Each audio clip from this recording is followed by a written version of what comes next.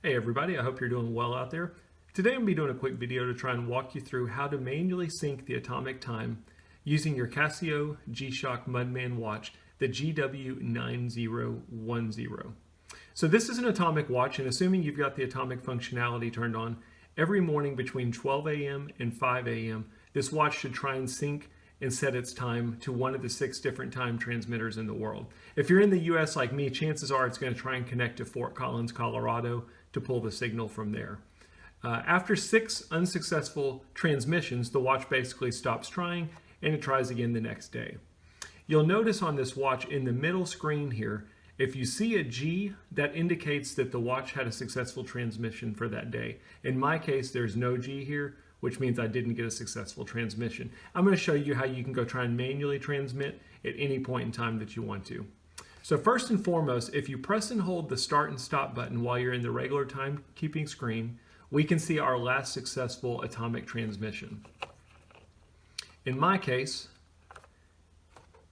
that was on January 18th at 2:04 a.m. That was my last successful transmission. Now, first let me say, I'm going to show you how to manually go try and transmit. It's been almost a month. Today is February 4th. It's been almost a month since I got a successful transmission. So I doubt it's going to work for me in this video, but at least it shows you how you can do it at your house and try it for your watch. The other thing I'll mention is there's different things that can impact your transmission. Obviously, you want your battery level as high as possible. If your battery level is at low, it won't even try and do a transmission at all. Your surroundings can impact you, your weather can impact you, your location can impact you, and you always want to make sure your home city is set correctly as well. While we're in this screen, if we wanted to try and do a manual reading, all we're going to do is press and hold the start and stop button.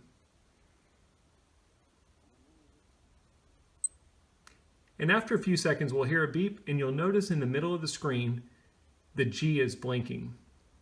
What it's currently trying to do right now is trying to connect to one of those centers, pull in the time. L1 indicates my level of strength. So L1 is the lowest. It's a weak level. You could have an L2 or you can have an L3. L3 would be your highest level. I can tell you from my experience, if you see L1, the chance of you getting a successful transmission is not very good. One of two things is going to happen. Either we're going to get a successful transmission, and we would know that because the G would stay in the middle of the screen and our date and time of transmission would update on our last transmission page. If we see an error, it means that we tried to transmit, but the watch couldn't get a signal and it didn't work. And that's what we got in my case. You'll notice that the date and time did not update, so my last successful transmission is still the same, January 18th at 2:04 a.m. The indicator in the middle did not keep a G, which means for the given date I did not get a successful transmission. At this point, you can try again. Normally, what I would say is, right now I'm indoors, I would go outside, try and get a better signal strength, and try and get a transmission again.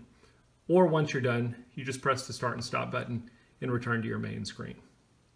So unfortunately, it didn't work, but I hope if nothing else, you learned how you can see when your last successful transmission was, and you learned how you can try and take a manual transmission of the atomic time. As always, if you got any questions, post them in the comments. I'd be happy to help you out, and thank you for watching.